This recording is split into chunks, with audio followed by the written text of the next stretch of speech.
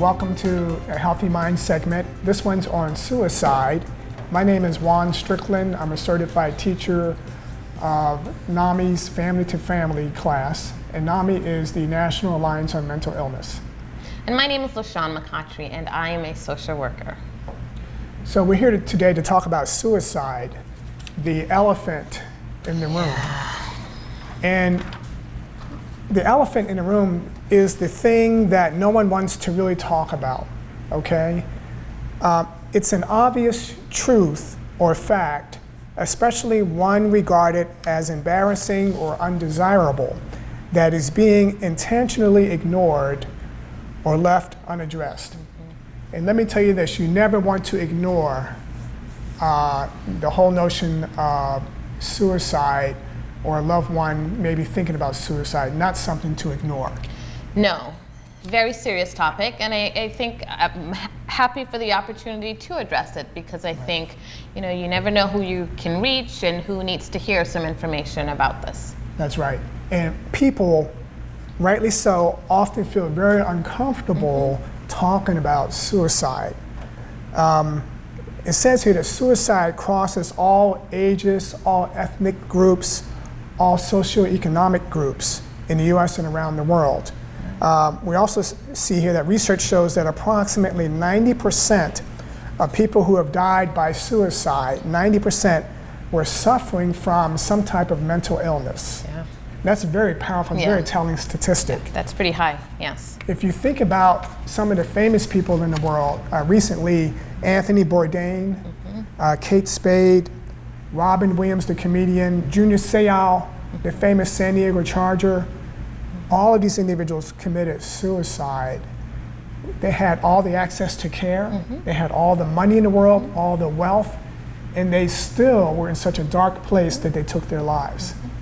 And it should be noted, these are just the ones that you hear about. That's right. Because they're celebrities. Think about others who you don't know that, have suffered from this, from suicide. That's right. And let's talk about gender differences. It says here that the suicide rate is approximately 4 times higher among males than among females. While females have more suicide thoughts than men die from suicide more often. And people say, well, why is that? Right. Men tend to go to the extreme of taking a gun. Right. Women may take a pill. Right. Men may jump off of a cliff. Again, a woman may, just overdose on a medication, that type of thing. Or slit their wrist or attempt to slit their wrist. Exactly. So that's pretty powerful. It is. Also, we know that suicide is the second leading cause of death among 15 to 24-year-olds. And that's pretty sad. It's very sad. That's our young people. People almost in the prime of their life, That's right. taking their lives. That's right. And on average, this is very telling, 122 Americans die each day by suicide. 122 It's way people too take many. their lives, way too many, absolutely. So suicide is the act of intentionally causing one's own death, okay? Now there are warning signs.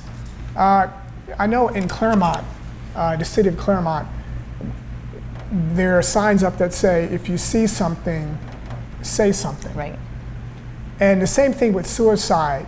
If you see something, if you sense something, say something.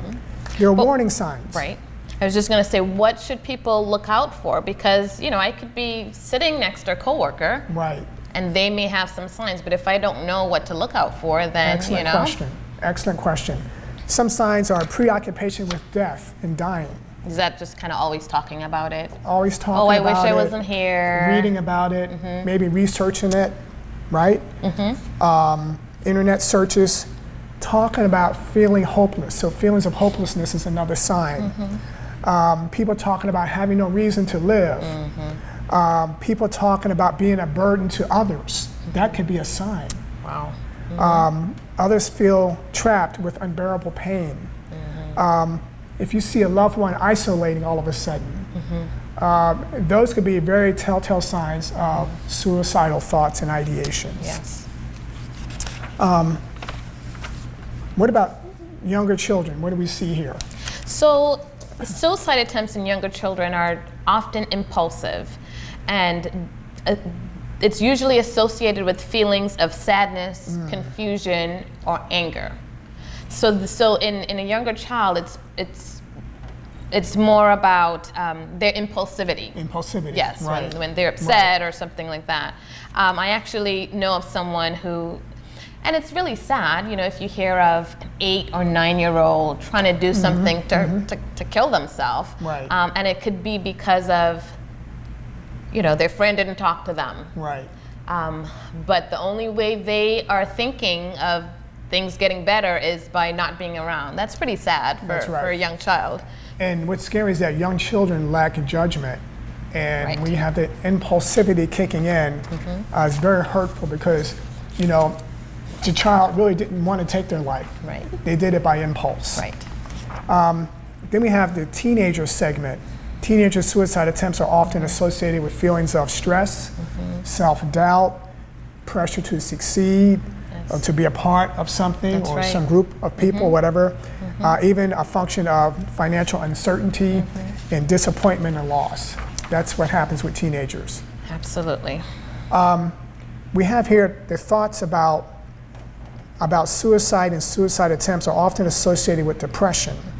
So we just finished talking about depression in Right. the last segment. There is a very strong correlation between depression and suicide because that fog that we talked about before kicks in.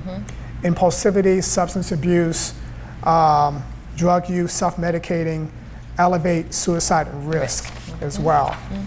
Now, there is a way to prevent suicide.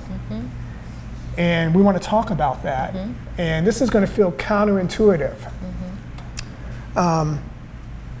But it says here that you can prevent suicide by asking about it. Your direct, non-judgmental questions can encourage them to share their thoughts and feelings with you. You know, we talked about the elephant in the room and people Right. ignoring the signs. That's right. No, you want to talk about it. You want to approach your loved one in a non-judgmental way because studies show that talking about it actually helps to diminish the chances of suicide. I see it as reaching out. Reaching out. Reaching out to Right. someone. And if you have, even if it may not be the case, if you have this, like a red flag goes up, reach out Right. to someone. But people think if you talk about it, if you ask your loved one about, are you thinking about taking your life, that's going to trigger them to do it. Yes. And that is not the case. The research does not show that. Right. Talking openly about suicidal thoughts and feelings can save a life. Save a life, and that's important. So let's say that you have a friend, a family member, and you're feeling like they're having suicidal ideations. You've noticed their behavior. Then here are some of the questions you can ask them. How about you take the first two questions? Okay, so one of the questions you can definitely ask is, do you have a suicide plan? That's pretty direct. It is. Wow. Do you have a suicide plan? Then you can also ask, do you have what you need to carry out a plan? Do you have access to a gun? Do you have access to, you know, pills in the medicine cabinet? Wow, those are some pretty penetrating questions. They're direct. Very direct. I wouldn't have thought that. Here are two other questions. Do you know when you would do it? Do you know when you would take your life? How about this question? Do you intend to take your own life? You can't get any more direct than that. They're very direct. Yeah, and that certainly is not ignoring the elephant in the room. Right. If you suspect that a person may be suicidal, get them help immediately. And what are some of the ways we can get them help? So definitely calling 911. That's, you know, it's an emergency. We wouldn't want anybody to carry through or follow through with that. So definitely calling 911 to get an emergency response. Right. But people often think, oh man, I can't affect their life that way. Well, it's like them losing their life Right. totally, or it's saving their life. Intervening, yes. Intervening. Absolutely doing something to intervene. There's the 800 number for the suicide hotline, which is 1-800-273-TALK or 1-800-273-8255. When a suicide occurs, remember this, when a suicide occurs, everyone is affected. including the people who are left behind. Absolutely. And some of those resources, like you mentioned, the National Suicide Prevention Lifeline, Right. Society for the Prevention of Teen Suicide, the National Institute of Mental Health, and of course, one that you're pretty familiar with, the National Alliance on Mental Illness, or NAMI. Exactly. And so thank you for that. And just quickly to summarize, don't ignore the elephant in the room. That's right. Okay? Confront it. If you see something, say something. Be proactive, not reactive, and ask for help. Thank you very much. Thank you.